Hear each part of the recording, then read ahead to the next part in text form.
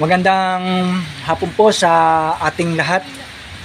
Ako po si Florence Tapang Gabino. At ngayong hapon, narito po ako ngayon sa Santa Arcadia, Cabanatuan City at gumaganap ng isang pagtuturo ng salita ng ating Panginoon mula sa Biblia. Nais ko pong pag-aralan po namin ngayong hapon kung papaano magiging kakampi ng mga Israelita. Carlo, gusto mo bang maging kakampi ng mga Israelita? Apo. Adi? Apo. Yan, si Angela, Apo. paano ba maging kakampi ng mga Israelita? Gusto namin yung vice president o vice president. Narito po yung mga batang aking tinuturuan, si Chacha. Yan, siya po ay tumanggap na sa Panginoon. Nagsisisyan ng kanyang kasalanan at tinanggap niya ang Panginoon Jesus sa kanyang puso bilang kanyang sariling tagapagligtas.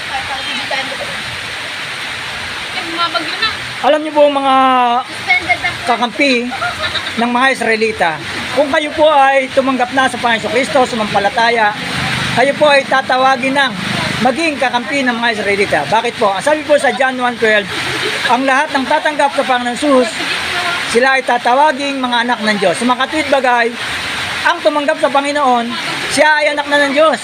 Kaya, pag ang bata ay anak na ng Diyos, siya ay tatawaging kakampi ng mga Israelita.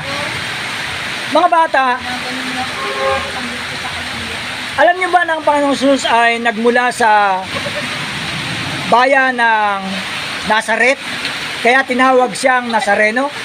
Siya ay pinanganak sa barangay ng Bethlehem, bayan ng Judea at bansang Israel. Ang Israel ay isang bayan na bansa na pinili at hinirang ng Diyos. Si Jesus, ang kanyang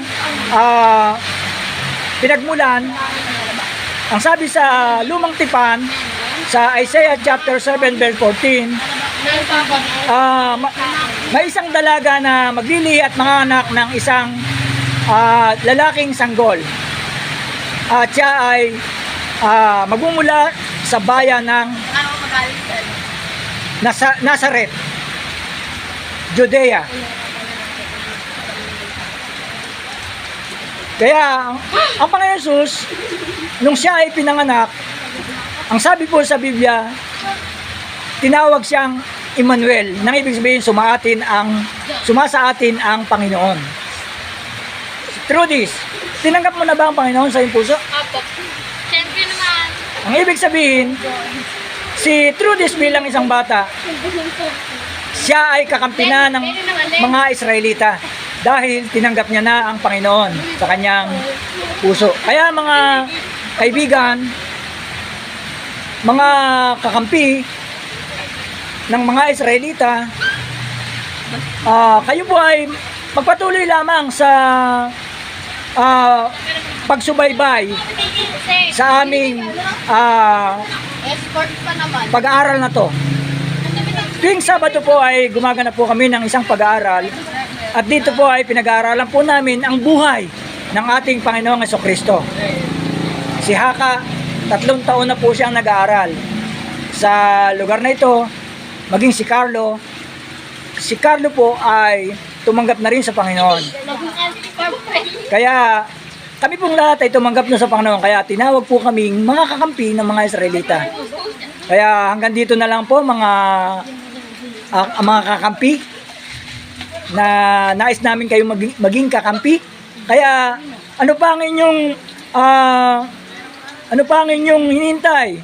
Ngayon pa lang po, tanggapin niyo na ang Panginoon sa inyong puso upang tagurian kayong maging anak ng Diyos. Sinabi ko sa John 1:12, ang sino mang lahat ng tatanggap sa Panginoon Kristo, siya po ay tatawaging anak na ng Diyos. Ngayon, kapag anak na ng Diyos, ikaw ay kakampi na ng mga Israelita. Kaya mga kakampi, sa susunod po na aming pag-aaral, sana po ay inyong tanghalikin ang grupo na ito ang kakampi ng mga Israelita. Maraming salamat po.